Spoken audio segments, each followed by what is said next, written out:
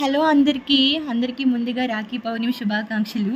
రాఖీ పౌర్ణమి అనేది కేవలం అన్న చెల్లెలికి సంబంధించిన పండుగ మాత్రమే కాదండి. రక్షాబంధన్ అనేది జీవితాంతం మనకి రక్షగా ఉండాలని, లేదా ఆయురారోగ్యాలతో జీవితంలో అన్నింటిలో విజయం సాధించాలని మనం కోరుకుంటూ కట్టేదే. అందుకే దీన్ని మనం రక్షాబంధన్ అంటాము. అయితే దీని గురించి మన పురాణాల్లో చాలా స్టోరీస్ ఉన్నాయి. అందులో నాకు తెలిసిన కొన్ని అయితే నేను మీతో చెప్దాం అనుకుంటున్నాను. సో మొదటగా ఏంటంటే మనందరికీ తెలిసిందే, ఏంటి అంటే శ్రీకృష్ణుడికి ద్రౌపదీదేవి కట్టిన రక్ష గురించి. దీనికోసం మనకి 2 స్టోరీలు అనేవి ఉన్నాయండి. మొదటిది ఏంటి అంటే, ఒకరోజు శ్రీకృష్ణుడు ఒక పండును కోసుకుని తినేటప్పుడు తన చేతి వేళ్ళకి కత్తి తగిలి తన చేతికి రక్తం కారుతున్న సందర్భంలో ద్రౌపదీదేవి తన వస్త్రాన్ని చించి కట్టారు అని చెప్తారు. అలాగే ఇంకొన్ని సందర్భాల్లో వేరే కథ కూడా చెప్తూ ఉంటారండి. అదేంటంటే, సుతశ్రువ అనే ఆమెకి శిశుపాలుడు అనే కొడుకు పుడతాడు. తను పుట్టేటప్పుడు ఏంటి అంటే చాలా వికృతంగా, అంటే భయంకరంగా పుడతాడు. అది విన్న ఆకాశవాణి ఏమని చెప్తుందంటే, ఈ పిల్లవాడు ఎవరి చేతిలోకి వెళ్ళేటప్పుడు అయితే అందంగా మారుతాడో వాళ్ళ చేతిలోనే చనిపోతాడు అని చెప్తారు. అది విన్న సుతశ్రువ చాలా భయపడుతుంది. ఇంటికి వచ్చిన చుట్టాలందరి చేతుల్లో కూడా ఆ బాబుని పెడుతూ ఉంటుంది.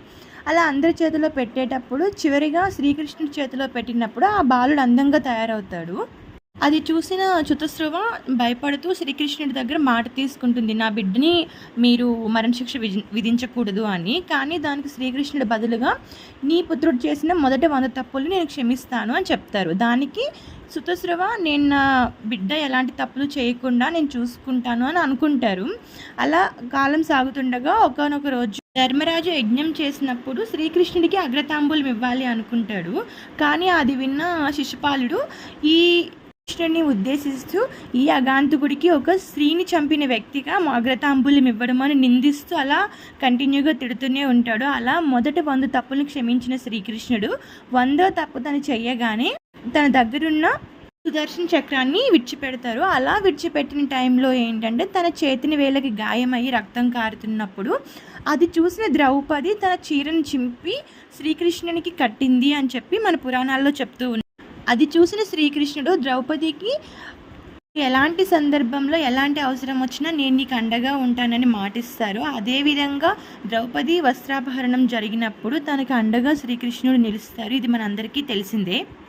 దీన్ని మన పురాణాల్లో ఒక బ్రదర్హుడ్ సిస్టర్హుడ్ రిలేషన్గా చూపించారు. అలాగే ఒకసారి యుద్ధంకి వెళ్తున్న ఇంద్రుడికి సచీదేవి కూడాను రక్షగా తోరణం కట్టి పంపించారు అని చెప్తారు. అంటే ఇది ఒక భర్త యొక్క విజయాన్ని, గౌరవాన్ని ఆశిస్తూ భార్య కట్టిన రక్ష అన్నమాట. వేరొక సందర్భంలో అర్జునుడికి కుంతీదేవి రక్ష కట్టారు అని చెప్పి, అంటే మహాభారత యుద్ధంకి వెళ్తున్నప్పుడు కుంతీదేవి కట్టారు. ఇది ఒక తల్లి తన బిడ్డ యొక్క రక్షణ కోరుకుంటూ కట్టినది. అలాగే లక్ష్మీదేవి కూడాను తన భర్త మహావిష్ణువు కోసం బలిచక్రవర్తికి రాఖీ కట్టినట్టు మన పురాణాల్లో ఉంది. ఇలా చాలా స్టోరీస్ అయితే ఉన్నాయండి రాఖీ పౌర్ణమి కోసం. ఈ రాఖీ పౌర్ణమి అనేది శ్రావణ మాసంలో వచ్చిన పౌర్ణమి రోజు మనం జరుపుకుంటాము. అందుకే దీన్ని మనం రాఖీ పౌర్ణిమ అంటాము.